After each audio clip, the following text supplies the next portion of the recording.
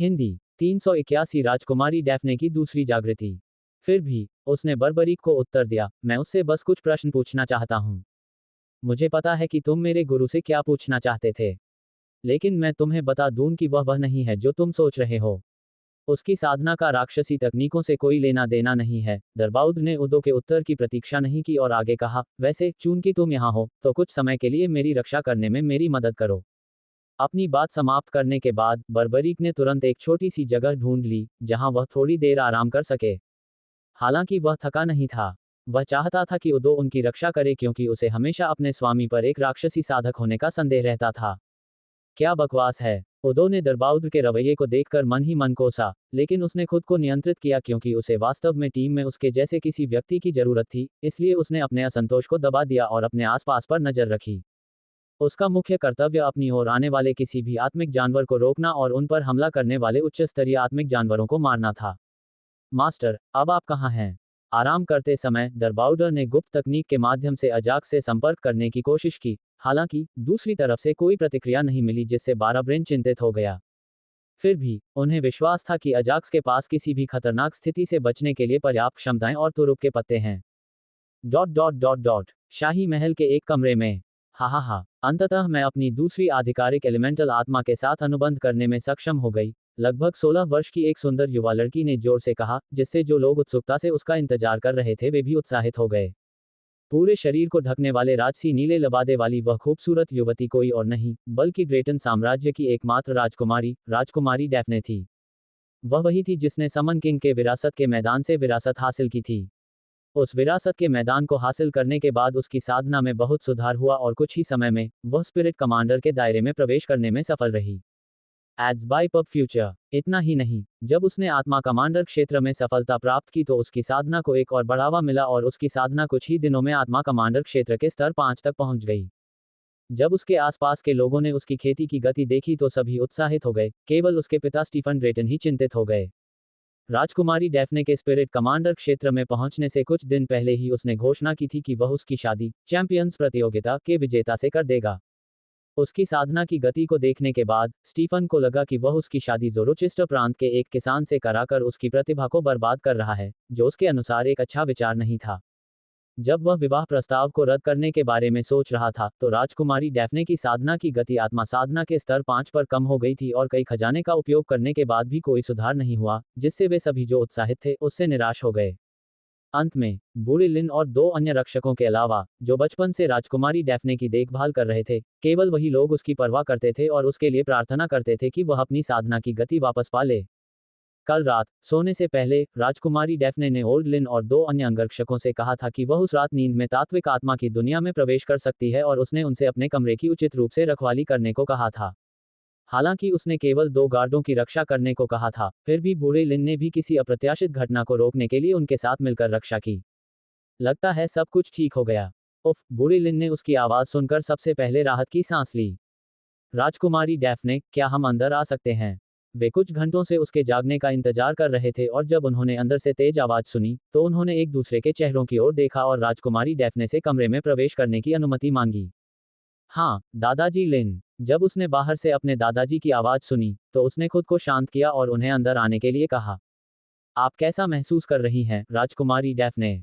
Now L B JNN ads by pub future. जैसे ही वे उसके कमरे में दाखिल हुए, तीनों सदस्यों ने उत्साहित होकर उससे पूछा। सब कुछ ठीक रहा और मैंने अपने दूसरे आधिकारिक तत्व के साथ एक अनुबंध किया। इस बार तत्व आत्मा की दुनिया में अपने अनुभव को याद करते हुए वह कान से कान तक मुस्कुराए।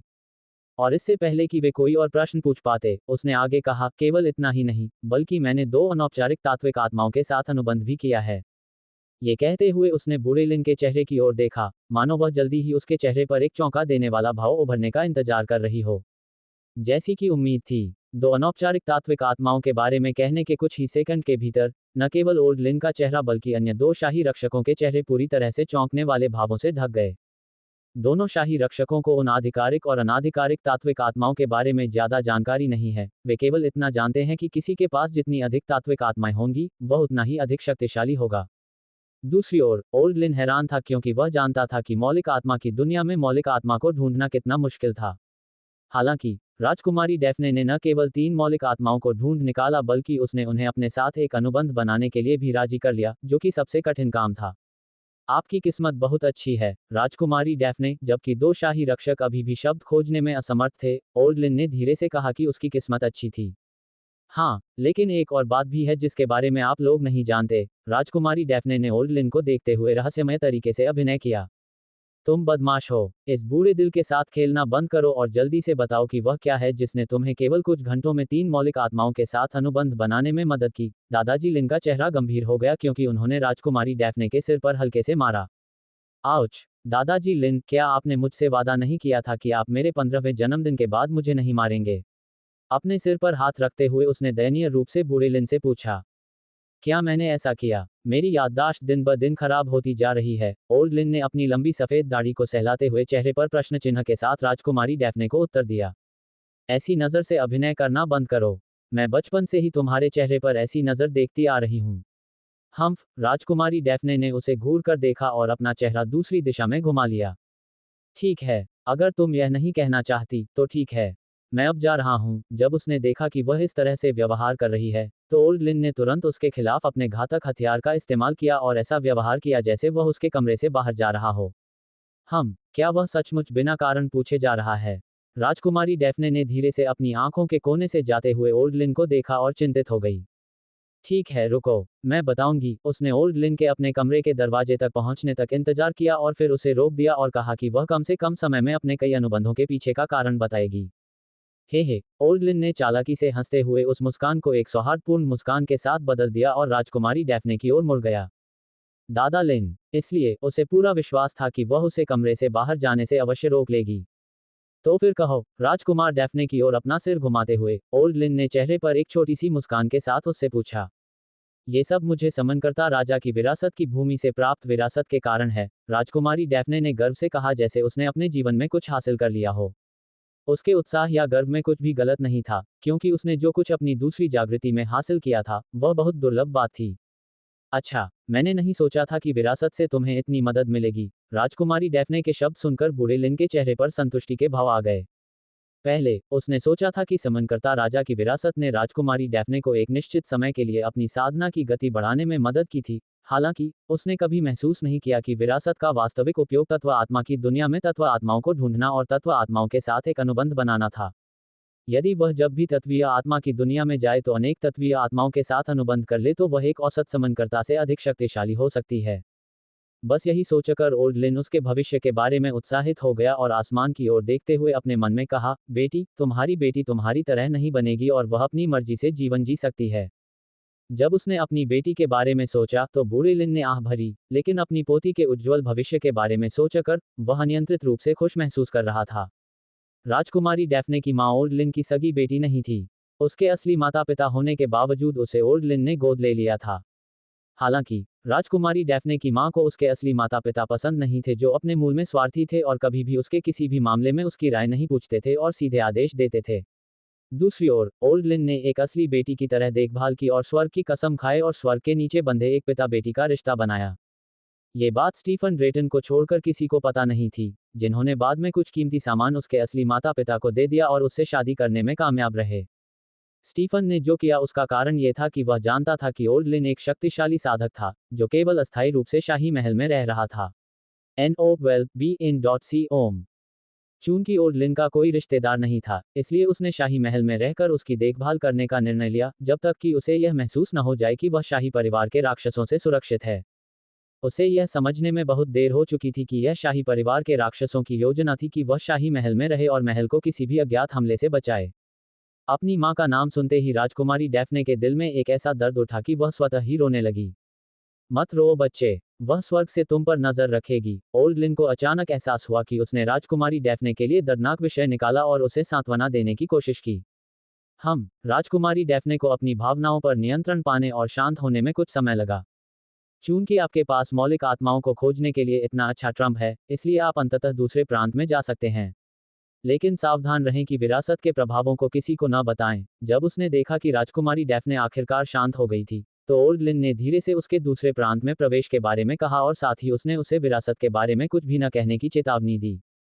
मैं दादाजी लिन को जानती हूँ। राजकुमारी डैफ्ने ने एक सुंदर मुस्कान के साथ अपना सिर हिलाया, जिससे बूढ़े लिन को उसकी धर्मपुत्री की याद आ गई। इसके अलावा मुझे दूसरे प्रांत के लिए रवाना होने से पहले किसी को धन्यवाद देना होगा, राजकुमारी डैफ्ने ने धीमी आवाज में कहा, जिससे बूढ़े लिन की भौहें ऊपर उठ गईं। कौन? और तुम्हें उसे धन्यवाद देने की क्या जरूरत है? बिना समय बर्बाद किए उसने राजकुमारी डैफ्ने से उस व्यक्ति के बारे में पूछा। ओल्ड लिन को पता था कि उसका कोई दोस्त नहीं है और वह शायद ही कभी किसी से बात करती हो। इसलिए वह उस व्यक्ति के बारे में जानने में दिलचस्पी रखता था और जानना चाहता था कि वह उसे क्यों धन्यवाद देना चाहती है। मुझे लगता है कि उसका नाम अजाक्स है, जो मेरे साथ समनकर्ता राजा की विरासत की जमीन पर आया था। राजकुमारी डैफ्ने का चेहरा अजाक्स के बारे में कहते हुए थोड़ा लाल हो गया।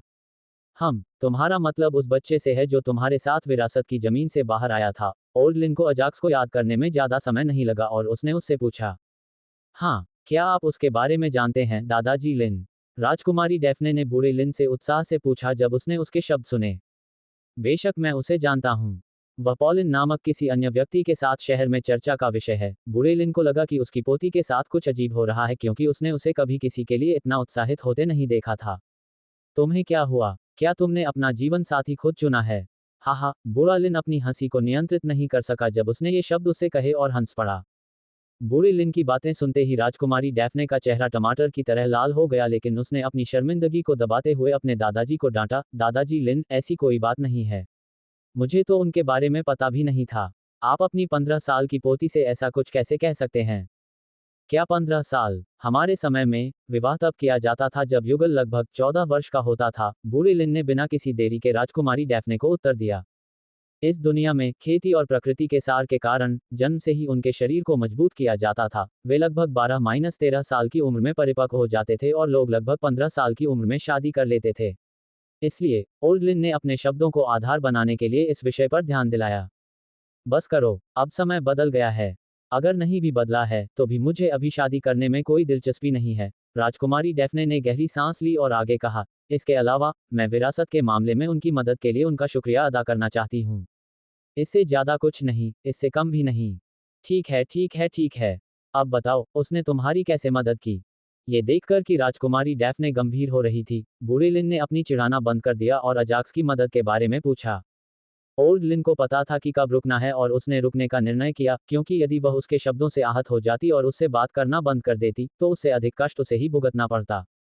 इसका एक कारण था। पूरे शाही घराने में राजकुमारी डैफ्ने ही एकमात्र ऐसी व्यक्ति थी जिसे वह अपने दिल के सबसे करीब महसूस करता था और उससे खुलकर बात करता था। बाकी लोगों के लिए वह बात करने की जहमत भी नहीं उठाता था और सिर्फ अपना काम करता था। यहाँ तक कि राजा स्टीफन ड्रेटन के साथ भी वह केवल अपने सिर से ही उत्तर देता है और अपना मुंह खोलने की जहमत नहीं उठाता। क्योंकि वह कारण था कि मुझे विरासत में जमीन मिली। राजकुमारी डैफ्ने बूढ़े लिन के व्यवहार से संतुष्ट हो गई और उसने अपना मुंह खोल दिया। सचमुच, न केवल ओल्ड लिन बल्कि 2 शाही रक्षक भी राजकुमारी डैफ्ने की बातें सुनकर चौंक गए। उन्होंने कहा कि उत्तराधिकार के नियमों के अनुसार अजाक्स को ही उत्तराधिकार प्राप्त करना चाहिए। हालांकि समनकर्ता राजा को लगा कि अजाक्स को उत्तराधिकार से कोई विशेष लाभ नहीं होगा और उसे ऐसा क्यों लगा, ये वह नहीं समझ पाई और समनकर्ता राजा ने भी इसका स्पष्टीकरण नहीं दिया। लेकिन एक बात तो तय थी कि अजाक्स ने विरासत को अस्वीकार कर दिया था और उसने समनकर्ता राजा से भी इसे पॉलिन को देने के लिए नहीं कहा था, जो अजाक्स के अधिक निकट था। यद्यपि वह अजाक्स के बारे में ज्यादा नहीं सोचना चाहती थी, लेकिन वह हमेशा उसके बारे में सोचती रहती थी और क्यों वह उसे विरासत देने के लिए सहमत हो गया। जब वे विरासत वाली जमीन से बाहर आए तो वह उसे धन्यवाद देना चाहती थी। हालांकि वह नहीं जानती थी कि उससे कैसे संपर्क करे, क्योंकि उसे अजनबियों से बात करने का अधिक अनुभव नहीं था। हालांकि साधना की गति में अस्थायी वृद्धि और तात्विक आत्माओं को खोजने और उनके साथ अनुबंध बनाने में मदद जैसे लाभों को देखने के बाद उसने महसूस किया कि वह अपने भाग्य को बदलने के लिए ज़ोरोचेस्टर प्रांत छोड़ने से पहले कम से कम उसे धन्यवाद तो कहेगी। हाँ, उसने इतनी सुंदर विरासत को क्यों ठुकरा दिया? वह कितना मूर्ख है। यद्यपि उसने अजाक्स को डांटा, लेकिन उसे खुशी भी हुई कि उसने उसे अस्वीकार कर दिया, जिससे उसकी पोती को इतनी अच्छी विरासत मिल सकी। कृपया उसे दादाजी मत कहो। उसकी वजह से मुझे यह विरासत मिली और साथ ही उसके पास इसे अस्वीकार करने का एक अच्छा कारण होना चाहिए। कि यहाँ तक कि समनकर्ता राजा ने भी कहा कि उसे लगा कि अजाक्स को उसकी विरासत का कोई उपयोग नहीं है। राजकुमारी डैफ्ने ने ओल्ड लिन के शब्दों का जवाब दिया और समझाया कि समनकर्ता राजा ने उसे अपनी विरासत देते समय उससे क्या कहा था। अब मैं इसके बारे में सोचता हूँ, इसमें कुछ अजीब बात है। कोई आश्चर्य नहीं, वह विरासत की जमीन से बाहर आने के बाद थोड़े समय में ही लोकप्रिय हो गया। ओल्ड लिन ने अपना सिर हिलाया जब उसने राजकुमारी डैफ्ने के शब्दों को सुना और उस समय को याद किया जब शाही महल ने चैंपियंस प्रतियोगिता के प्रतिभागियों को निमंत्रण भेजे थे। लगता है कि वह कुछ ही हफ्तों में चैंपियंस प्रतियोगिता में भाग लेने के लिए यहाँ आएगा। तब आप उसे धन्यवाद दे सकते हैं और उसे कुछ कीमती चीजें भी उपहार में दे सकते हैं। यद्यपि अजाक्स बाहरी दुनिया के लिए एक लोकप्रिय प्रतिभाशाली साधक हो सकता है, ओल्ड लिन और शाही महल के दृष्टिकोण से वह सिर्फ एक गरीब भाड़े का सैनिक था जो कुछ साधना संसाधनों के लिए अपनी जान जोखिम में डालता है। इसलिए उन्होंने राजकुमारी डैफ्ने को सुझाव दिया कि जब अजाक्स शाही महल में आए तो वह उसे कुछ खेती के संसाधन या कलाकृतियां दे दें। पब फ्यूचर द्वारा विज्ञापन। क्या ये ठीक रहेगा कि मैं उसे खेती के संसाधन दे दूं, बदले में जो उसने मुझे दिया है? राजकुमारी डैफ्ने को खेती के संसाधन देना अच्छा नहीं लगा, जो विरासत में मिले संसाधनों का 1% भी नहीं था।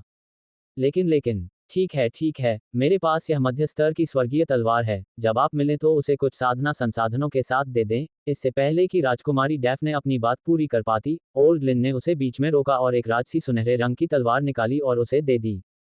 लेकिन यह आपकी पसंदीदा तलवार है, मैं इसे नहीं ले सकती, दादाजी लिन। राजकुमारी डैफ्ने ने अपना सिर हिलाया और सुनहरी तलवार स्वीकार नहीं की। इसे ले लो बच्चे और उसे दे दो। बूढ़े लिन ने इस बार उसे तलवार को अस्वीकार करने का कोई समय नहीं दिया और उसके हाथों में सुनहरी तलवार रखकर तुरंत कमरे से बाहर निकल गया। वह बच्चा भाग्यशाली है। इस तलवार के साथ वह अपने से 2 या 3 छोटे लोगों से ऊपर के साधकों से लड़ सकता है। हे राजकुमारी डैफ्ने के कक्ष से बाहर निकलने के बाद बूढ़े लिन ने अपने मन में सोचा और मुस्कुराया जैसे कि वह अजाक्स की बहुत मदद कर रहा था। लेकिन वह अजाक्स के बारे में यह नहीं जानता था कि अजाक्स अपनी कच्ची साधना शक्ति के साथ पहले से ही अपने से उच्चतर एक प्रमुख क्षेत्र के सामान्य साधकों से लड़ सकता था, तथा अपने वंश और अन्य तुरुप के पतों के साथ वह उससे भी उच्च क्षेत्र के साधकों से लड़ सकता था। यदि यह बात ओल्ड लिन को पता होती तो वह निश्चित रूप से वापस जाता और अपनी सुनहरी तलवार लेकर राजकुमारी डैफ्ने से कहता कि वह उसे सरल साधना संसाधनों के साथ धन्यवाद न दे, क्योंकि इससे निश्चित रूप से उसे शर्मिंदगी होगी। ओल्ड लिन के साथ 2 शाही रक्षक भी कक्ष से बाहर चले गए और राजकुमारी डैफ्ने को उसके कमरे में अकेला छोड़ दिया। मैं उसके बारे में सोचना क्यों बंद नहीं कर पा रहा हूँ। जब सभी लोग उसके कक्ष से चले गए तो राजकुमारी डैफ्ने ने शर्म से लाल होकर कुछ कहा। बचपन से ही दादाजी लिन के अलावा किसी ने उसकी देखभाल नहीं की और न ही उसे कुछ उपहार दिया। यद्यपि अजाक्स ने समनकर्ता राजा की विरासत को अस्वीकार कर दिया, फिर भी उसके कारण उसे विरासत प्राप्त हुई। पब फ्यूचर द्वारा विज्ञापन। इसलिए जब भी उसे अजाक्स के बारे में याद आता तो उसके दिल में कुछ महसूस होता था, लेकिन चूंकि वह इस भावना से परिचित नहीं थी, इसलिए वह समझ नहीं पाती थी कि उसके दिल में क्या चल रहा था। प्रतियोगिता शुरू होने से पहले मुझे अभिजात कमांडर क्षेत्र में प्रवेश करना होगा और सभी को दिखाना होगा कि मैं क्या करने में सक्षम हूँ। अचानक वह अपने विचारों से जाग गई और अपनी साधना पर ध्यान केंद्रित किया। 5 तत्व जगत में हम एल्डर क्वेरिक मुख्य बिजली हमले से निपटने में आश्वस्त नहीं हैं। अजाक्स जो बहुत पहले ही अपने ध्यान से जागा था और एल्डर्स और क्वेरिक के बीच बातचीत को सुना था, जैसा कि उसने अपनी आंखें खोलने से पहले अपने मन में सोचा था। जैसे ही वह अपने आंतरिक संसार से बाहर आया, उसने अपनी आंखें नहीं खोली, बल्कि उसने उनके धर्मांतरण को देखा। जब उन्होंने पहली बार 5 बाज जनजाति के बुजुर्गों के बीच बातचीत सुनी तो वे चिंतित हो गए, क्योंकि उनके पास नष्ट हो चुकी छठी बिजली के प्रहार से प्रकृति के सौम्य सार को अवशोषित करने के बाद भी अपनी स्थिर साधना के बारे में उन्हें समझाने का कोई कारण नहीं था। इसलिए उसने अपनी आंखें खोलने की हिम्मत नहीं की और उनकी बातचीत सुनना जारी रखा। इसके अलावा उन्होंने तुरंत ही सेरानो को अपने आंतरिक संसार से बाहर बुलाना बंद कर दिया, क्योंकि यदि वह उसे बुलाता तो उन्हें पता चल जाता कि वह ध्यान से जाग चुका है।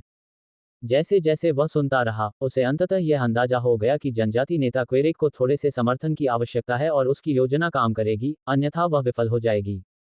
क्या सचमुच कोई रास्ता नहीं है जिससे हम आपकी मदद कर सकें, जनजाति नेता क्वेरिक? जनजाति नेता, आप क्या करने की योजना बना रहे हैं? जनजाति नेता, बस हमें जो करना है वह बताएं और हम आपकी मदद करेंगे। पहले बुजुर्ग को छोड़कर सभी बुजुर्गों ने क्वेरिक से विनती की कि वह जो कर रहा था उसे बंद कर दे और उसे अपनी योजना समझाने को कहा ताकि वे उसकी मदद कर सकें। मुझे परेशान करना बंद करो। ठीक है, अब मैं कहता हूँ, इस बिजली के प्रहार को थोड़ा नष्ट करो ताकि इसकी शक्ति कम हो जाए। क्या तुम ऐसा कर सकते हो? एल्डर क्वेरिक उनकी बातों से परेशान हो गए और दांत पीसते हुए उन पर चिल्लाए। NO12BN.C ओम। मुझे लगता है कि मैं इस छोटी सी मदद में मदद कर सकता हूँ। मुझे एल्डर क्वेरिक क्या करना होगा?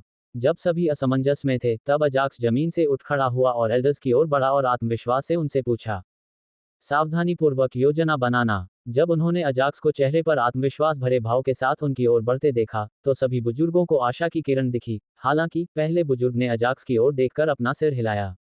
सभी बुजुर्गों में से पहले बुजुर्ग को क्वेरेक की योजना के बारे में सबसे बेहतर पता था और उसे पता था कि इसे हासिल करना कितना मुश्किल था। इसलिए उसने सभी बुजुर्गों को उनके सपनों से जगा दिया। सांस। जब उन्होंने पहले बुजुर्ग की बातें सुनी, तो सभी बुजुर्ग आश्चर्यचकित रह गए, क्योंकि पहले बुजुर्ग ने जो कहा था वह सही था। इससे पहले कि विपत्ति के बादल इसे नोटिस कर सकें, बिजली के हमले के एक हिस्से को नष्ट करना असंभव था। अगर विपत्ति के बादल ये नोटिस कर लेते कि कोई मुख्य बिजली के हमले में बाधा डाल रहा है, तो वे और भी अधिक बिजली के हमले भेज देते। मुझे पता है कि यह कठिन है, लेकिन मेरे पास एक ही हमले में बिजली के हमले के शीर्ष 20% को नष्ट करने का विश्वास है। अजाक्स ने पहले बुजुर्ग की ओर देखा और बिजली के हमले पर अपने विचार व्यक्त किए और आगे कहा, मुझे आशा है कि जनजाति के नेता क्वेरेक के लिए अपनी योजना को पूरा करने के लिए यह पर्याप्त है। शुरू से लेकर अंत तक, अजाक्स के चेहरे पर आत्मविश्वास भरा भाव था, जिससे अन्य लोगों को उस पर विश्वास हो रहा था। जब उसने अजाक्स के चेहरे पर आत्मविश्वास भरा भाव देखा और उसकी बातें सुनी, तो पहले बुजुर्ग ने इस बार कुछ नहीं कहा और पुष्टि के लिए क्वेरेक की ओर देखा। क्वेरेक ने भी अजाक्स की बातों पर विश्वास किया और अपना सिर हिलाया। चूंकि उसकी योजना हॉक जनजाति के भविष्य के लिए बहुत फायदेमंद थी, इसलिए क्वेरेक भी जोखिम लेने को तैयार था। ठीक है अजाक्स, लेकिन आप जानते हैं कि अन्य साधकों की मुख्य बिजली की मार में हस्तक्षेप करना कितना जोखिम भरा है ना? पहले बुजुर्ग ने एक बार फिर अजाक्स को चेतावनी दी और अपना सिर हिलाया। मैं निश्चित रूप से मिशन पूरा करूंगा। अजाक्स ने अपना सिर हिलाया जैसे कि वह जवाब दे रहा था कि वह जानता था कि यह कितना जोखिम भरा था और उसने सभी बड़ों से विश्वास के साथ कहा कि वह मिशन पूरा करेगा। अजाक्स मुख्य बिजली हमले को 20% तक नष्ट करने के अपने मिशन में बहुत आश्वस्त था, क्योंकि उसने मुख्य बिजली हमले की कमजोरी के बारे में जानने के लिए पहले से ही प्रकृति के कुछ सार का भुगतान किया था। इससे पहले P2-9 सुविधा अस्थायी रूप से बंद कर दी गई थी, क्योंकि उसने पहले ही इस पर प्रकृति के सार की 5000 इकाइयों का उपयोग कर लिया था। हालांकि जब उसने बलपूर्वक प्रवेश किया और अपनी आत्मा साधना में सफलता प्राप्त की, तो P2-9 सुविधा पर गति की सीमा प्रकृति के सार की 5000 इकाइयों से बढ़ाकर 8000 इकाई कर दी गई। बड़ों की ओर चलने से पहले अजाक्स ने P2-9 सुविधा में प्रकृति के सार की 3000 इकाइयों का उपयोग किया और मुख्य बिजली हमले की कमजोरी के बारे में सीखा। मुख्य बिजली हमले से पहले अजाक्स ने एक बार फिर P2-9 सुविधा से प्राप्त जानकारी की जांच की। डिंग। ऊपर से हमला, ऊपर से हमला। अजाक्स ने बड़बड़ाते हुए अपने सामने मुख्य बिजली की चमक को देखा, जो एक क्रूर जानवर की तरह लग रही थी जो क्वेरेक के हाथों में छाते पर झपट रही थी। सेरानो, बाहर आओ। जैसे ही उसने मुख्य बिजली के प्रहार को देखा, उसने अपनी आंतरिक दुनिया से अपनी बिजली तत्व आत्मा को बुलाया। सेरानो, इसे ले लो और अपने संवर्धन और उन्नत जादू कौशल का उपयोग करें। जैसे ही बिजली तत्व आत्मा बाहर आए, अजाक्स ने उसके सिर में स्वर्ग विध्वंसक भाला के साथ उसे अपने आदेश देने में कोई समय बर्बाद नहीं किया। स्वर्ग विध्वंसक भाला अभी भी रक्तपिपासा रूप में था और अजाक्स अपनी सारी तैयारियां पूरी होने के बाद ही स्वर्ग विध्वंसक भाला रूप को सक्रिय करना चाहता था, ताकि वह स्वर्ग विध्वंसक भाले का सर्वोत्तम उपयोग कर सके, क्योंकि यह उस रूप में केवल 5 मिनट तक ही रह सकता है। उसके बाद यह अपने रक्तपिपासु रूप में वापस आ जाएगा। सेरानो ने अपना सिर हिलाया और अपने दोनों कौशलों का प्रयोग किया, जिनका उल्लेख अजाक्स ने किया था, तथा उसने मुख्य बिजली के प्रहार को देखा। सेरानो, आप बिजली गिरने से होने वाली क्षति के शीर्ष 20% को नष्ट करने में कितने आश्वस्त हैं? अजाक्स ने उससे पुष्टि प्राप्त करने के लिए पूछा। जैसे ही उसने दोनों कौशलों का उपयोग किया, रक्तपिपासु रूप से निकलने वाली शक्ति बहुत बढ़ गई और यह कहते हुए बुजुर्ग की आंखों में आशा बढ़ गई। इससे उत्सर्जित आभा स्वर्ग ग्रेड को पार कर गई थी और पौराणिक ग्रेड हथियार की आभा को उत्सर्जित करने से पहले इसे थोड़ा और अधिक की आवश्यकता थी। मास्टर को बुलाना, वह है। मुझे नहीं पता। सेरानो ने अपने सिर के पीछे रगड़ा और शर्मिंदा होकर अजाक्स को जवाब दिया। ठीक है। पहले तो अजाक्स को हैरानी हुई कि सेरानो मुख्य बिजली हमले के खिलाफ अपनी बाधाओं के बारे में पता लगाने में असमर्थ था, लेकिन ये सोचकर कि सेरानो के पास केवल कमांडर दायरे की ताकत थी, उसने अपना सिर हिला दिया। No12 Beakjan.c ओम। मास्टर, रक्तपिपासु भाले के स्वर्ग के विध्वंसक रूप में बदल जाने के बाद उसके पास केवल 40% संभावना है। जैसे ही उसने सेरानो की ओर सिर हिलाया, उसने आत्मा अनुबंध के माध्यम से स्नो की आवाज सुनी। क्या केवल 40%? ये सुनकर अजाक्स चौंक गया और उसने स्नो की ओर देखा जो उसके पीछे था। यद्यपि वह हैरान था, फिर भी उसे मुख्य बिजली गिरने के विरुद्ध सेरानो की संभावना के प्रतिशत के बारे में स्नो के निर्णय पर संदेह नहीं हुआ।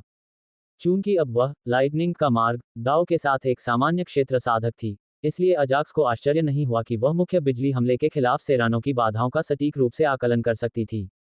तो मेरे पास अभी भी कुछ बिजली की कमी है, अजाक्स ने बड़बड़ाते हुए कहा, जब उसने सेरानो को देखने से पहले मुख्य बिजली के प्रहार को देखा। ये सही है, मेरे पास अभी भी वह हमला है। अजाक्स को अचानक कुछ याद आया जब उसने अपनी बिजली तत्व आत्मा को देखा। सेरानो, क्या आप अपना स्पेशल मर्ज इस्तेमाल कर सकते हैं? अजाक्स ने स्पिरिट कॉन्ट्रैक्ट के माध्यम से सेरानो से पूछा। उनके अनुसार चूंकि सेरानो पूरी तरह से ठीक हो चुका था, इसलिए उसने महसूस किया कि स्पेशल मर्ज कौशल के कूलडाउन को रीसेट किया जाना चाहिए और सोचा कि अगर वह उस कौशल का उपयोग कर सके तो उसे लगा कि बिजली के हमले के खिलाफ उसकी संभावना दोगुनी हो जाएगी। हाँ, मुझे लगता है कि मैं उस कौशल का उपयोग कर सकता हूँ, सेरानो ने अपना सिर हिलाया और अजाक्स को जवाब दिया। महान। जब अजाक्स ने ये शब्द सुने तो उसे राहत मिली। अगर सेरानो का स्पेशल मर्ज अभी भी कूलडाउन पर था, तो उसके पास एक बैकअप प्लान भी था। वह था स्नो के साथ मर्ज करना, जिसका कौशल पहले से ही रीसेट था और वह जब चाहे इसका इस्तेमाल कर सकता था। हालांकि उन्होंने महसूस किया कि सेरानो का स्पेशल मर्ज शक्तिशाली था क्योंकि इस कौशल को नए कौशल एनहांसमेंट द्वारा बढ़ाया गया था। एक और कारण भी था, अजाक्स स्नो के साथ विलय नहीं करना चाहता था। स्नो के साथ विलय का विरोध सेरानो के साथ विलय की तुलना में अधिक था। चूंकि सेरानो का कौशल मौलिक था और स्नो का कौशल उसकी नकल था, इसलिए स्नो और अजाक्स को इससे अधिक प्रतिक्रिया मिली, जिसे वह पहले ही महसूस कर चुका था और वह इसका दोबारा उपयोग नहीं करना चाहता था, जब तक कि उसके पास कोई और मौका न हो। सेरानो, विशेष विलय। अपनी योजना के बारे में सोचने के बाद, उसने सेरानो को उसके साथ विलय करने का आदेश दिया। जल्द ही बिजली तत्व की आत्मा ने अजाक्स में प्रवेश किया और उसके स्वरूप में परिवर्तन दिखाई देने लगे जिससे वह बिजली के पुत्र जैसा दिखने लगा। पूरी तरह से चार्ज किया गया स्वर्ग का विध्वंसक भाला। ऐसा लग रहा था जैसे वह अभी अभी वज्रलोक से उतरा हो, जिससे आसपास के सभी बुजुर्ग और अन्य जनजाति के सदस्य उसकी उपस्थिति से आश्चर्यचकित हो गए। क्या सभी समनकर्ता अपनी मूल आत्माओं के साथ विलय के बाद इतने शक्तिशाली हो जाएंगे? ईका के चेहरे पर उत्साह का भाव था, जबकि वह अनजाने में ही ये शब्द बोल रही थी। हालांकि हर समनकर्ता अपने मौलिक आत्माओं के साथ कुछ विलय कौशल प्राप्त कर सकता है, मुझे नहीं लगता कि हर कोई इतना शक्तिशाली बन जाएगा। क्राइलव के चेहरे पर भी एक उत्साहित अभिव्यक्ति थी क्योंकि उसने कहा कि वह समनर्स पर क्या जानता था। 5 तत्वों वाली दुनिया ज़रोचेस्टर प्रांत की तरह नहीं थी, जहां बहुत से लोग आह्वानकर्ता और तत्व आत्माओं के बारे में नहीं जानते हैं। समनर समूह 5 तत्वों की दुनिया के लगातार आगंतुक थे और 5 तत्वों की दुनिया के निवासियों ने समन और तत्व आत्माओं के बारे में काफी अच्छा ज्ञान प्राप्त किया था। इसलिए क्रेइलव ने अजाक्स के विलय की तुलना अपने दिमाग में मौजूद ज्ञान से की और महसूस किया कि उसके दिमाग में मौजूद ज्ञान पूरी तरह से सही नहीं था। वे अजाक्स की साधना के क्षेत्र में हुई वृद्धि से इसलिए आश्चर्यचकित थे क्योंकि यह वृद्धि सामान्य मानकों से कहीं अधिक थी। जनरल समनर्स जब अपने मौलिक आत्माओं के साथ विलीन हो गए, तो वे अपनी साधना में एक प्रमुख क्षेत्र की सीमा को छू सकते थे। हालांकि अजाक्स की साधना ने एक प्रमुख क्षेत्र को पार कर लिया और उस प्रमुख क्षेत्र में कुछ छोटे क्षेत्रों को भी पार कर लिया, जिससे उसकी विलय प्रक्रिया पर सभी आश्चर्यचकित हो गए। सभी लोग अपने उन्नत हथियारों और कलाकृतियों के साथ तैयार रहें। यदि कुछ अप्रत्याशित होता है, तो सबसे पहले अपनी सुरक्षा के लिए तैयार रहें। जब सभी बुजुर्ग अपने मन में कुछ सोच रहे थे, तो पहले बुजुर्ग ने गंभीर स्वर में आदेश देते हुए सभी को सपनों से जगा दिया। सभी बुजुर्गों ने पहले बुजुर्ग की बातों का कोई उत्तर नहीं दिया, तथापि सभी ने अपनी आत्मिक चेतना से अपनी विकसित कलाकृतियों को निकाला और उनमें प्रकृति का सार डाल दिया तथा किसी भी अप्रत्याशित घटना के लिए स्वयं को तैयार कर लिया।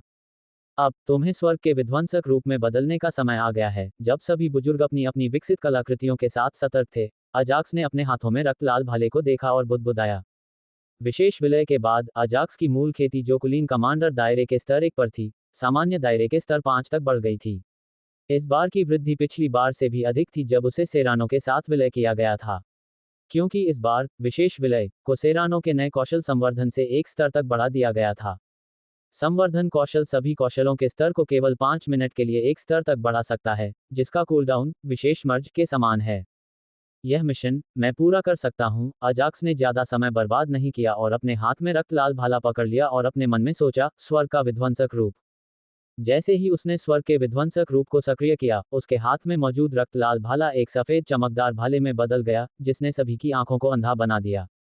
वह भाला क्या है? अचानक इसका रंग रक्त लाल से बदलकर चमकदार सफेद हो गया। इसके अलावा इसकी शक्ति भी बढ़ गई है और यह एक महान श्रेणी के हथियार की आभा बिखेरता है। मुझे आश्चर्य है कि उसे इतना शक्तिशाली हथियार कहां से मिला। सभी बुजुर्ग पहले से ही रक्त लाल भाले से निकलने वाली आभा से हैरान थे और अब सफेद चमकते भाले से निकलने वाली आभा पौराणिक क्षेत्र तक पहुंच गई थी और इसकी आभा को महसूस करने से वे सिहर उठे। हालांकि इससे निकलने वाली आभा एक महान श्रेणी के हथियार की तरह दिखती है, लेकिन वास्तव में यह अभी भी स्वर्ग श्रेणी में है।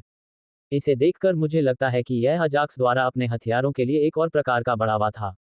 एल्ड क्वेरेक की खोई हुई आशा तब लौट आई थी जब उन्होंने अजाक्स की नई ताकत और उसके भाले से निकलती शक्ति को देखा और अन्य लोगों से कहा जो अजाक्स के नए रूप को देखकर अचंभित थे। डिंग डॉट प्रश्नवाचक चिन्ह प्रश्नवाचक चिन्ह प्रश्नवाचक चिन्ह प्रश्नवाचक चिन्ह। मेजबान के शक्ति स्तर का पता लगाने से सामान्य क्षेत्र पार हो गया है और स्वर्ग के विध्वंसक भाले की चेतना थोड़ी जागृत हो गई है। भाला आत्मा।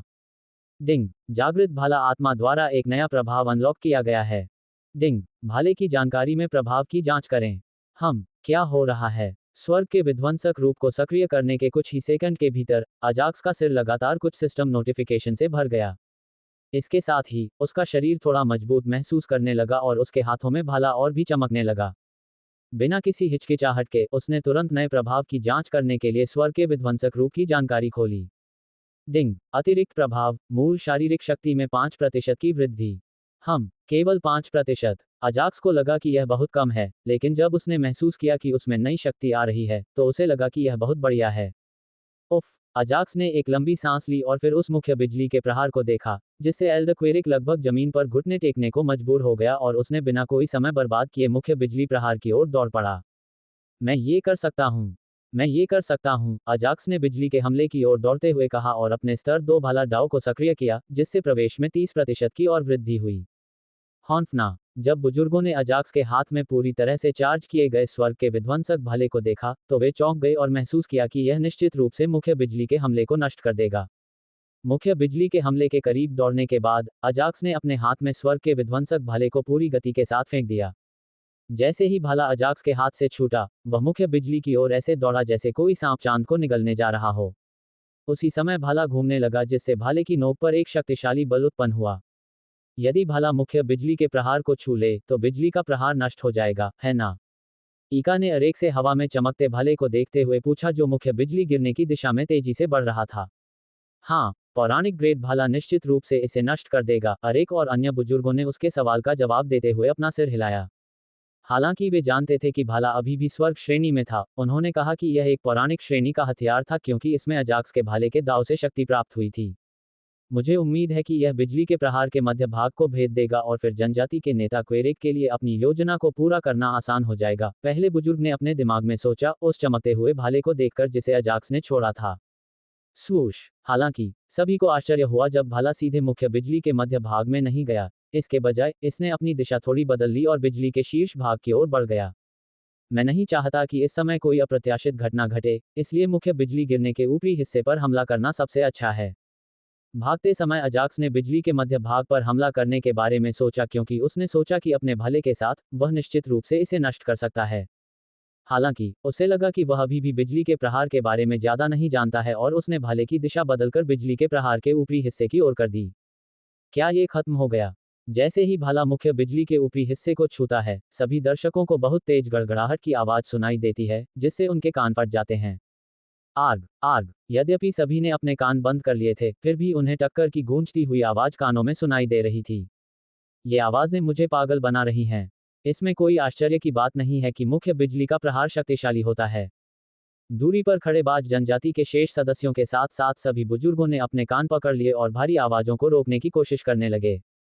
सामान्य क्षेत्र के साधकों पर भारी आवाजों का ज्यादा असर नहीं हुआ क्योंकि वे इसका प्रतिरोध कर सकते थे। लेकिन निम्न स्तर के साधकों की हालत और भी खराब थी और वे मुश्किल से ही होश में रह पाते थे। हालांकि ये आवाजें ज्यादा देर तक नहीं टिकी, अन्यथा वे बहरे हो गए होते। जैसे ही आवाजें शांत हुईं, सभी का ध्यान मुख्य बिजली गिरने पर गया और उन्होंने जो देखा उससे वे स्तब्ध रह गए। बिजली के मुख्य प्रहार से उसका कम से कम 20% ऊपरी हिस्सा कट गया था और उन्हें इस बात का झटका लगा था कि भाले ने बिजली के मुख्य प्रहार के ऊपरी 20% हिस्से को लालच से चूस लिया था, जिससे उनके जबड़े खुले रह गए थे। यही है, अब मैं इसका उपयोग कर सकता हूँ। जब सभी लोग आकाश के विध्वंसक भाले की बिजली के प्रहार के ऊपरी हिस्से को अवशोषित करने की असामान्य कुशलता से आश्चर्यचकित थे, एल्ड क्वेरेक ने महसूस किया कि यह सही समय है कि वह अपनी शक्तिशाली कुशलता का उपयोग करें और अपनी सारी योजना के अंतिम चरण को पूरा करें। क्वेरेक बिजली के संकट वाले बादलों को आकर्षित करने से पहले ही अपने कबीले के लिए कुछ योजना बना रहा था। जिस क्षण से संकट के बादलों ने उसकी ओर बिजली गिराई, सब कुछ उसकी योजना के अनुसार था और यद्यपि उसकी योजना में कई अप्रत्याशित चीजें घटित हुई थीं, अंततः वह उस निष्कर्ष पर पहुंची जो वह चाहता था। इसलिए जनजाति का नेता क्वेरेक उत्साहित था और उसने योजना के अपने अंतिम चरण का उपयोग किया। बिना एक क्षण भी गंवाए उसने तुरंत अपने हाथ में पकड़ा छाता पूरी ताकत से बिजली की मुख्य धारा की ओर धकेल दिया। छाता उसकी ओर धकेलने के बाद उसने पूरी ताकत से नीचे जमीन पर मुक्का मारा। उसके जोरदार मुक्के के कारण जमीन में असामान्य तरीके से थोड़ी सी दरार पड़ गई। जमीन पर दरारें ऐसी लग रही थी जैसे उन्हें सावधानीपूर्वक डिजाइन करके रखा गया हो। जैसे ही दरार दिखाई दी, क्वेरिक ने एक बार पूरी ताकत से ताली बजाई। अगले ही सेकंड में बिजली की मुख्य किरण उन दरारों में घुस गई, जैसे कोई चीज उसे जमीन के अंदर खींच रही हो। कुछ ही सेकंड में मुख्य बिजली जमीन में प्रवेश कर गई और जैसे ही वह प्रवेश कर गई, दरार वाली जमीन बंद हो गई और जमीन पर एक भी दरार छोड़े बिना सामान्य जमीन बन गई। ओह, आकाश में संकट के बादल छंट रहे थे, मानो क्वेरिक ने बिजली के संकट को सफलतापूर्वक पार कर लिया हो। क्या ये खत्म हो गया? बस, अजाक्स ने स्वर्ग के विध्वंसक भाले को नियंत्रित किया और उसे अपने पास वापस लौटा दिया, जबकि वह दूर जा रहे क्लेश बादलों को देख रहा था और बुदबुदा रहा था। ऐसा कहते हुए उसे थोड़ी निराशा हुई, क्योंकि उसने सोचा था कि बिजली गिरने से ऊपरी हिस्से का 20% हिस्सा नष्ट करने से उसे कुछ लाभ होगा, लेकिन उसे कुछ भी लाभ नहीं हुआ। यद्यपि स्वर्ग के विध्वंसक भाले ने बिजली के प्रहार का 20% अवशोषित कर लिया था, फिर भी इससे कोई नया प्रभाव या कुछ भी हासिल नहीं हुआ। खैर, चलो पूरे किए गए मिशन के इनामों से संतुष्ट हो जाएं। अंत में अजाक्स ने खुद को उस मिशन से सांत्वना दी जो उसने अभी अभी पूरा किया था। डिंग, बोनस मिशन पूरा करने के लिए मेजबान को बधाई, एल्ड क्वेरिक की मदद करें। डिंग, उपलब्धि रेटिंग A+। एक ऊर्जा गोला जो साधना क्षेत्रों को 3 छोटे क्षेत्रों तक बढ़ा सकता है, उसे मेजबान की आत्मिक चेतना में भेजा गया है। डिंग, एक नए विशेष संरक्षक को पुरस्कृत किया जाता है और कुछ ही घंटों के भीतर सीधे मेजबान की आंतरिक दुनिया में भेज दिया जाता है। हा। जैसे ही वह बोनस मिशन के बारे में खुद को सांत्वना दे रहा था, सिस्टम ने बोनस मिशन के पूरा होने और उसके पुरस्कारों के बारे में सूचनाएं भेजी। सिस्टम संशोधनों की श्रृंखला को देखकर अजाक्स ने उन्हें ध्यान से पढ़ा और हंसने लगा। उनके अनुसार संरक्षक एक अच्छा पुरस्कार था क्योंकि वह उनकी आंतरिक दुनिया की देखभाल कर सकता था। हालांकि उसके पास पहले से ही एक संरक्षक था, फिर भी वह अपने दम पर सब कुछ संभालने में असमर्थ था। और आत्माओं के आयु चक्र के हिसाब से वह अभी भी बहुत छोटा था। इसलिए अजाक्स ने महसूस किया कि उसके आंतरिक संसार को प्रबंधित करने के लिए कुछ संरक्षकों का होना अच्छी बात थी और जिस गति से वह सुधार कर रहा था, ये केवल समय की बात है जब उसे अपने आंतरिक संसार को प्रबंधित करने के लिए और भी अधिक संरक्षकों की आवश्यकता होगी। और सिस्टम, मुझे लगता है कि यह बदल गया है। अजाक्स एक पल के लिए चौंक गया जब उसने दूसरी सिस्टम अधिसूचना देखी जिसमें कहा गया था कि सिस्टम द्वारा दी गई उपलब्धि रेटिंग A जोड़ थी और महसूस किया कि सिस्टम बदल गया है और रेटिंग करते समय उदार हो गया है। पहले उसने सोचा था कि यदि सिस्टम ने उसे एक ग्रेड दिया तो वह बहुत खुश हो जाएगा। हालांकि सिस्टम ने उसे इससे भी अधिक रेटिंग दी, जिसकी उसे बिल्कुल भी उम्मीद नहीं थी। इस बारे में सोचते हुए मिशन को हल करने में मैंने जो प्रयास किया, उसे A+ उपलब्धि रेटिंग दी जानी चाहिए। अजाक्स ने बेशर्मी से अपने मन में सोचा और वह ये भी जानता था कि वह मिशन को कैसे पूरा करने में सक्षम था। चलो कमरे में वापस जाकर जानकारी की जांच करते हैं। चूंकि उसे अभी तक संरक्षक नहीं दिया गया था, इसलिए उसने अपने कमरे में जाकर अपने सामने बैठे बुजुर्गों की ओर देखकर उसके बारे में पता लगाने का निर्णय लिया। सभी बुजुर्गों ने राहत की सांस ली और अपने कबीले के नेता तथा प्रथम बुजुर्ग की ओर देखा कि वे शुरू से क्या योजना बना रहे थे। हालांकि उन्हें आश्चर्य हुआ कि वहां ऐसा कुछ भी नहीं था जिससे उनकी जनजाति को लाभ हो रहा था, जिससे वे हैरान हो गए। प्रथम बुजुर्ग, जनजाति के नेता क्वेरिक ने अभी क्या किया है? अजाक्स प्रथम बुजुर्ग के पास गया और उत्सुकता से उनकी योजना के बारे में पूछा। चूंकि वे कुछ सरल बिजली क्लेशों के लिए काफी हद तक चले गए थे जिन्हें एल्डर क्वेरिक आसानी से पार कर सकते थे, इसलिए वह उनकी कड़ी मेहनत के लिए पुरस्कार के बारे में उत्सुक थे। No12BIN.com। इससे पहले 4 बिजली के हमलों से प्रकृति के बिजली सार ने जनजाति के सदस्यों और अजाक्स की बहुत मदद की थी, जिससे अजाक्स को लगा कि अंतिम और मुख्य बिजली का प्रहार उनकी जनजाति को और भी अधिक मदद कर सकता है। इसलिए वह पहले बुजुर्ग की ओर बढ़ा, जो जनजाति के नेता क्वेरिक जितना थका हुआ नहीं था, ताकि उनकी योजना के बारे में जान सके। इसी तरह सभी बुजुर्ग भी पहले बुजुर्ग की ओर देखने लगे और पहले बुजुर्ग के जवाब का इंतजार करने लगे। हालांकि पहले बुजुर्ग ने उसे सीधे उत्तर नहीं दिया और उन बुजुर्गों की ओर देखा जो उत्सुकता से उसे देख रहे थे और अजीब तरह से हंसने लगे, जिससे सभी बुजुर्गों की भौहें थोड़ी सिकुड़ गईं। मुझे लगता है ये पहला बुजुर्ग जानबूझकर उन्हें इंतजार करवा रहा है।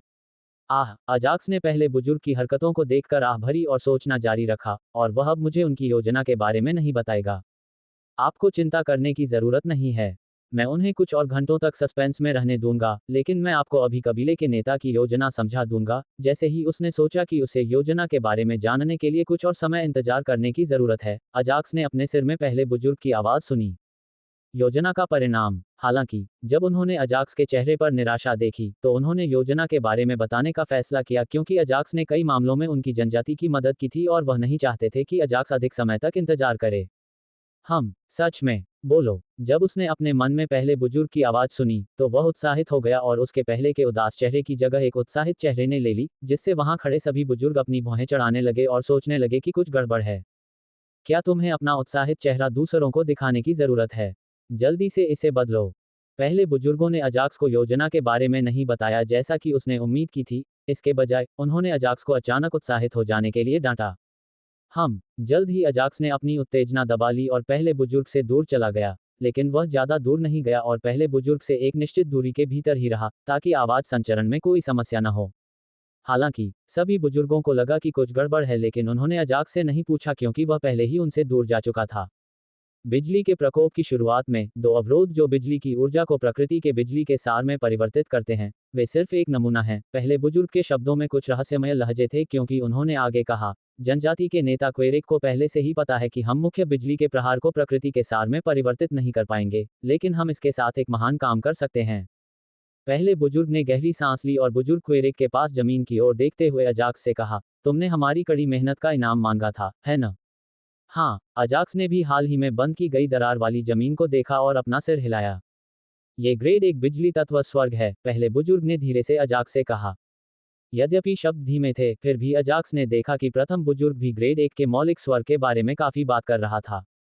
क्या? जब अजाक्स ने पहले बुजुर्ग के शब्द सुने तो वह अचानक जोर से चिल्लाया, जिससे सभी बुजुर्ग अपना ध्यान उसकी ओर केंद्रित करने लगे।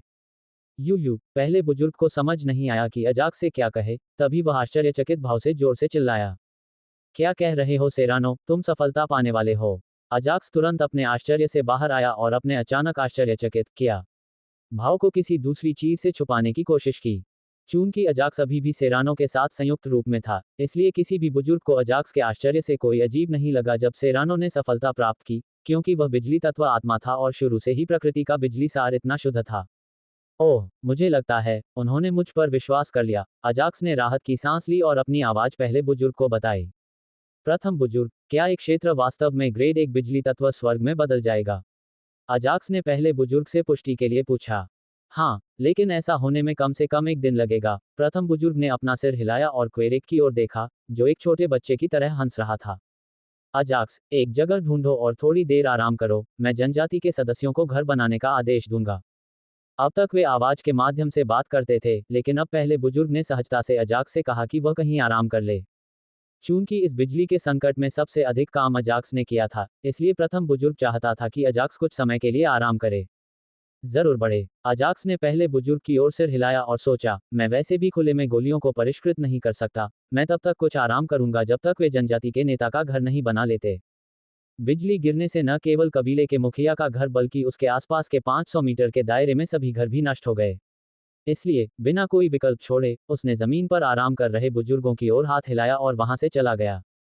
उसके पास उस स्थान को छोड़ने का एक और कारण था, वह ये कि उसे आत्मा अनुबंध के माध्यम से लाल बिल्ली की आवाज का संचरण मिला था।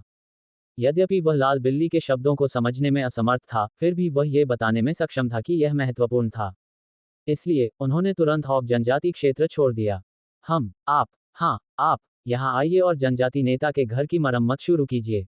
जैसे ही अजाक्स उस क्षेत्र से चला गया, पहले बुजुर्ग ने दूर स्थित हॉक जनजाति के सदस्यों का सर्वेक्षण किया और निर्माण इकाई के एक प्रमुख हॉक जनजाति के सदस्य को ढूंढ निकाला तथा उसे काम शुरू करने का आदेश दिया। हाँ, प्रथम बुजुर्ग, मैं जल्द से जल्द काम पूरा करूंगा। निर्माण इकाई का प्रमुख जनजाति सदस्य उत्साहित था कि प्रथम बुजुर्ग ने अभी भी उसे याद किया और जल्द से जल्द काम पूरा करने का वचन दिया। अपनी बात कहने के बाद वह तुरंत भीड़ में वापस गया और हॉक जनजाति के कुछ मजबूत सदस्यों को चुना तथा मरम्मत कार्य शुरू करने के लिए जनजाति नेताओं के घर की ओर बढ़ गया। क्या आपने देखा? पहले बुजुर्ग और अजाक्स ने कुछ देर तक ध्वनि संचरण के माध्यम से बात की। अरेक, जो पहले बुजुर्ग के बाद दूसरे स्थान पर था, क्रेटुअल ने धीमी आवाज में कहा, जिसे केवल उसके साथी बुजुर्ग ही सुन सकते थे। हाँ, मैंने भी ये देखा है, लेकिन आप जानते हैं कि मैं पहले बुजुर्ग से बात नहीं कर सकती। हॉक जनजाति के बुजुर्गों में सबसे छोटी ईका ने अपना सिर हिलाया और आह भरी। चलो छोड़ो, किसी में इतनी हिम्मत नहीं है कि पहले बुजुर्ग को योजना के बारे में कहने के लिए मजबूर कर सके। क्राइव ने अपना सिर हिलाया और दूसरों से क्वेरेक की योजना के परिणाम के बारे में सोचना बंद करने को कहा। यह भी सच है, अरेक ने क्राइव से सहमति जताई। यद्यपि वह दूसरा प्राचीन था, फिर भी वह पहले प्राचीन जितना शक्तिशाली नहीं था, यहाँ तक कि उसमें उसे जवाब देने का साहस भी नहीं था। लेकिन कैप्टन हॉक यहाँ इस योजना के बारे में पता हो सकता है क्योंकि वह बिजली की आपदा शुरू होने से पहले पहले बुजुर्ग और जनजाति के नेता के साथ था। हर एक ने कैप्टन हॉक को देखा जिससे शेष बुजुर्गों ने भी कैप्टन की ओर देखा जिससे वह भौंचक्का हो गया। माफ करना, मुझे योजना के बारे में कुछ भी नहीं पता। उन्होंने मुझे आधी योजना और मुझे क्या करना है ये बताने के बाद ही बाहर निकाल दिया। बस इतना ही, इससे ज्यादा या इससे कम कुछ नहीं। हालांकि हॉक कैप्टन ने भावशून्य चेहरे के साथ उन्हें उत्तर दिया, जिससे अन्य लोगों ने योजना के बारे में पूछना बंद कर दिया। जहां तक पहले बुजुर्ग का सवाल है, वह मुस्कुराते हुए चेहरे के साथ जनजाति नेता क्वेरेक की ओर बढ़ रहा था और उसने भी हॉक कैप्टन की बातें सुनी थीं और उसके चेहरे पर मुस्कान और भी बढ़ गई थी। पहले बुजुर्ग, उन्हें चिंतित करना बंद करो और उन्हें खुशखबरी बताओ। क्रेटॉल के चेहरे पर मुस्कुराहट देखकर जनजाति के नेता ने पहले बुजुर्ग पर आह भरी। क्वेरेक केवल योजना को तब तक छिपाना चाहता था जब तक कि वह सफल न हो जाए। चूंकि अब योजना सफल हो चुकी थी, इसलिए छिपाने के लिए कुछ भी नहीं था और वह अन्य बुजुर्गों को अपनी कड़ी मेहनत के बारे में बताना चाहता था। हालांकि पहले बुजुर्ग का चंचल स्वभाव सामने आ गया और उसने बाकी सभी बुजुर्गों को चिंतित कर दिया। हे, क्वेरेक के शब्दों के उत्तर में पहले बुजुर्ग ने क्वेरेक के पास बैठने से पहले मुस्कुराकर उत्तर दिया। लाल किट्टी, वह हम। क्वेरेक ने अपनी भौहें उठाईं और पहले बुजुर्ग की ओर एक क्षण तक देखा, फिर उससे पूछा, आप वास्तव में क्या पूछ रहे हैं? यद्यपि प्रश्न सरल लग रहा था, क्वेरेक को लगा कि पहला बुजुर्ग आज अजीब व्यवहार कर रहा था। आपने सही सुना, हमारे हॉक जनजाति को ऐसे बुजुर्गों की आवश्यकता है जो बेहतर तरीके से सोच सकें और जनजाति के लिए आवश्यक चीजें कर सकें, ताकि हम जिस तरह की गंभीर स्थिति से गुजरे हैं, उसके समान स्थिति उत्पन्न होने पर वे बेहतर तरीके से काम कर सकें। पहले बुजुर्ग ने निराशा में अपना सिर हिलाया और उन लापरवाह बुजुर्गों की ओर देखा जो योजना के परिणाम के लिए उत्साहित और उत्सुक थे। आप पहले वाली बात के बारे में बात कर रहे हैं। जैसे ही जनजाति के नेता क्वेरेक ने ये शब्द सुने, वह समझ गया कि पहले बुजुर्ग ने अपने पहले प्रश्न में वास्तव में क्या कहा था। इससे पहले, जब वे गंभीर स्थिति में थे, तो पहले बुजुर्ग को छोड़कर बाकी सभी बुजुर्ग एक भावुक, गुस्सैल जनजाति के सदस्य की तरह व्यवहार कर रहे थे। हॉक जनजाति के सिद्धांतों के अनुसार, इस तरह का व्यवहार हॉक के किसी भी बुजुर्ग में नहीं होना चाहिए। इसलिए, जब क्वेरेक और क्रेचुअल को अपना अस्थिर व्यवहार याद आया, तो वे खुद को आहें भरने से रोक नहीं पाए। जनजाति नेता, मुझे गलत मत समझिए। मैं केवल ये चाहता हूं कि हमारे जनजाति के बुजुर्ग ये जाने की गंभीर परिस्थितियों में चिंता करने के बजाय क्या करना चाहिए। ये सोचते हुए कि क्वेरेक को उसके पहले के शब्दों का गलत अर्थ लग सकता है, पहले बुजुर्ग ने स्पष्ट रूप से समझाने की कोशिश की। मुझे पता है। क्वेरेक ने पहले बुजुर्ग से सहमति जताई और आह भरी क्योंकि वह जानता था कि वही कारण था कि वे ऐसे थे। जब उन्हें जनजाति के लिए बुजुर्ग के रूप में चुना गया, तो क्वेरेक ने अपनी एक आंख बंद कर ली और उन्हें बुजुर्ग बना दिया क्योंकि उस समय उन्हें बुजुर्ग की आवश्यकता थी। इसका मतलब यह नहीं है कि उन्होंने हर किसी को बुजुर्ग बनने की अनुमति दी, उन्होंने सबसे मजबूत युद्ध कौशल और उच्च साधना वाले लोगों का चयन किया। लेकिन चयनित उम्मीदवारों को चयन के बाद उचित प्रशिक्षण नहीं दिया गया और उनमें कुछ चीजों का अभाव है, जैसे जटिल निर्णय लेने की क्षमता और कुछ अन्य चीजें। चूंकि जनजाति को कुछ बुजुर्गों की आवश्यकता थी, क्वेरेक ने अपनी आंखें बंद कर लीं और सीधे उन्हें बुजुर्ग बना दिया। इसके अलावा, उन्होंने उन लोगों को बड़ा पद दिया जिन पर उन्हें सबसे अधिक भरोसा था और जिनका चरित्र अच्छा था, और सबसे महत्वपूर्ण बात यह थी कि वे अपने कबीले के लिए मरने में संकोच नहीं करते थे। इसलिए, प्रथम बुजुर्ग चाहते थे कि उनके कबीले के बुजुर्ग अपनी चिंता और उत्सुकता पर नियंत्रण रखें, और उन्होंने योजना का परिणाम अभी उन्हें न बताने का निर्णय लिया। अगले कुछ दिनों के लिए, मैं तुम्हें आदेश देता हूं कि तुम उन्हें ये बातें सिखाओ। हॉक जनजाति विकसित हो रही है और हमें अपने बुजुर्गों की जरूरत है जो अपने विवेकपूर्ण निर्णय स्वयं लें। कुछ देर सोचने के बाद क्वेरेक ने पहले बुजुर्ग को अपने कबीले के बुजुर्गों के गुण सिखाने का आदेश दिया। पहले, उस अग्निकोवा जनजाति के कारण, हम उन्हें कुछ भी सिखाने में कामयाब नहीं हुए थे, लेकिन ये कोई समस्या नहीं है। उन्हें उसी तरह सिखाएं जिस तरह आपको सिखाया गया था। अपने वाक्य के अंत में क्वेरेक चालाकी से हंसा। जरूर, यह मेरा सम्मान है। पहले बुजुर्ग ने अपना सिर हिलाया और अपने कबीले के नेता के चेहरे पर चालाक हंसी देखकर सहमति जताई। बेचारे लोग, मुझे आश्चर्य है कि जब मैं प्रशिक्षण शुरू करूंगा तो वे मुझे कैसे कोसेंगे। क्रेचुअल ने दूर बैठे बुजुर्गों की ओर देखा जो लगातार कुछ चर्चा कर रहे थे और अपना सिर हिलाया। हालांकि, उसकी आंखों में एक उत्साह था जो उसे प्रशिक्षण शुरू करने के लिए उत्सुक बना रहा था। हॉक जनजाति के बाहर, तुम्हें क्या हुआ, लाल बिल्ली? जैसे ही अजाक्स हॉक जनजाति से बाहर निकला, उसने दूर से एक लाल रंग की आकृति देखी और एक नज़र में उसने पहचान लिया कि यह लाल लपटों वाली नरकीय आत्मा थी। उसे उस तक पहुंचने में बस कुछ सेकंड लगे। हालांकि, उसके सामने खड़ी लाल बिल्ली पहले की तुलना में बहुत बड़ी और शक्तिशाली थी, जब उसने उसे शिक्साटो के जंगलों में यात्रा करने के लिए कहा था।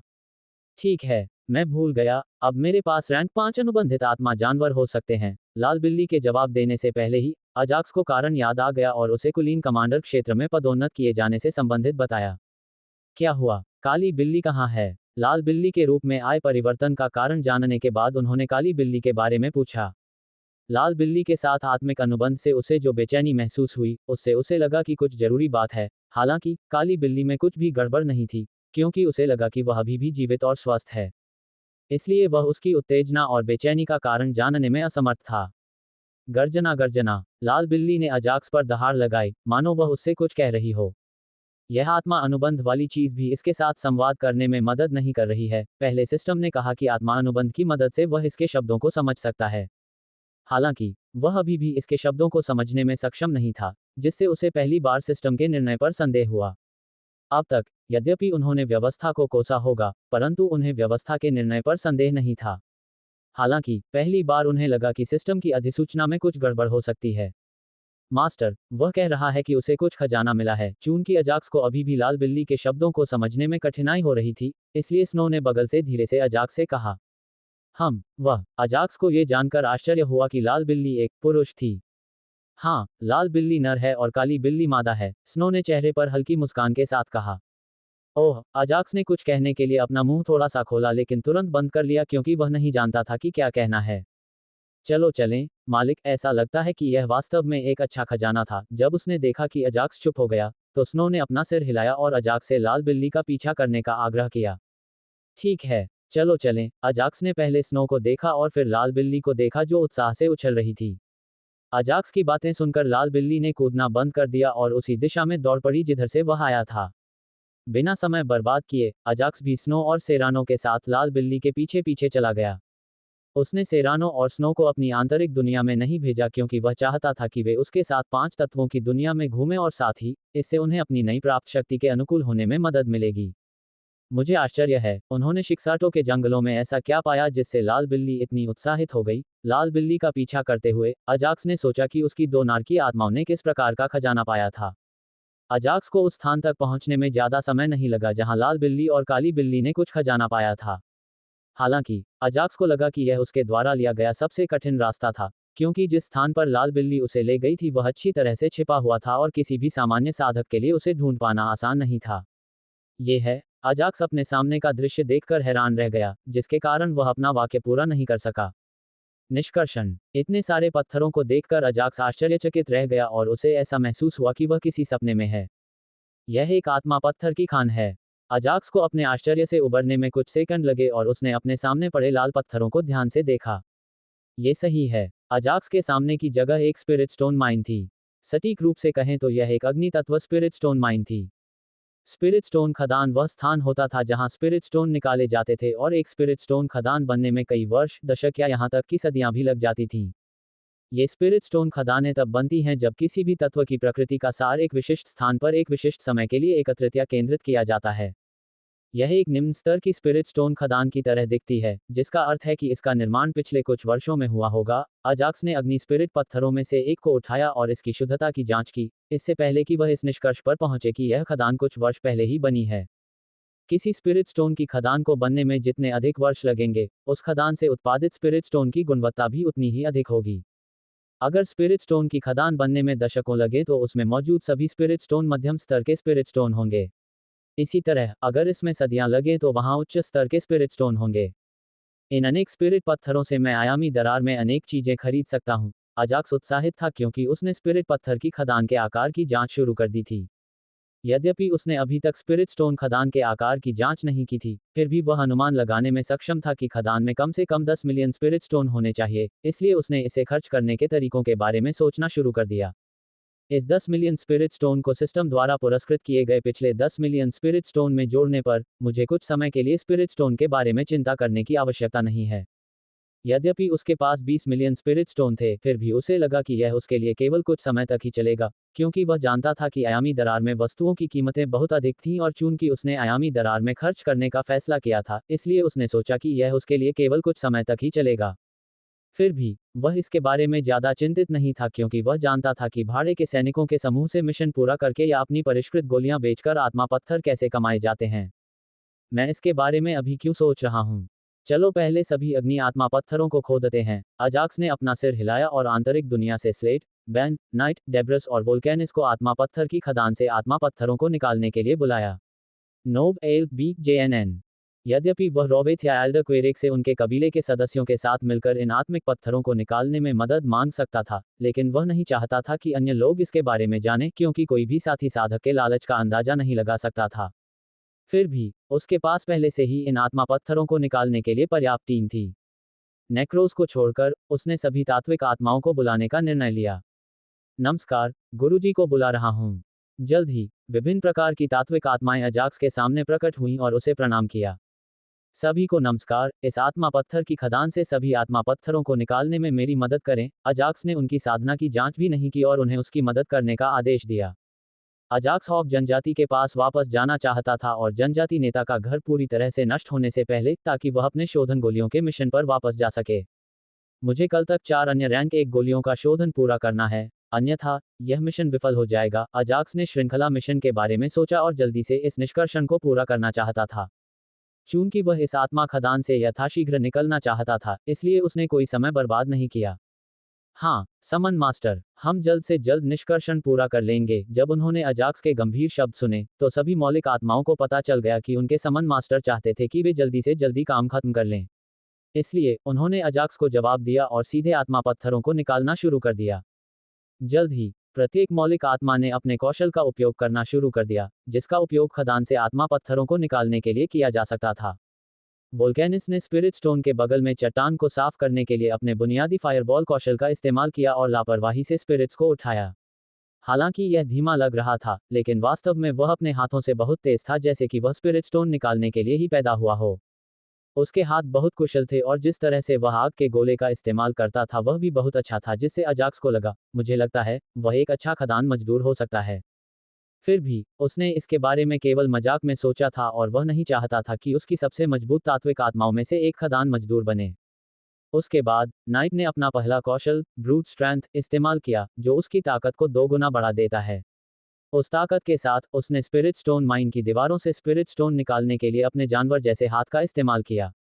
जहां तक विष तत्व आत्मा बेन का प्रश्न है, उसने अपने विष दरांती के साथ साथ दरांती दाव का प्रयोग किया और आत्मा पत्थर की खदान की चट्टानों को सावधानीपूर्वक काटा तथा एक ही हमले में बहुत सारे आत्मा पत्थरों को एकत्र कर लिया और उसने इस प्रक्रिया को दोहराना जारी रखा।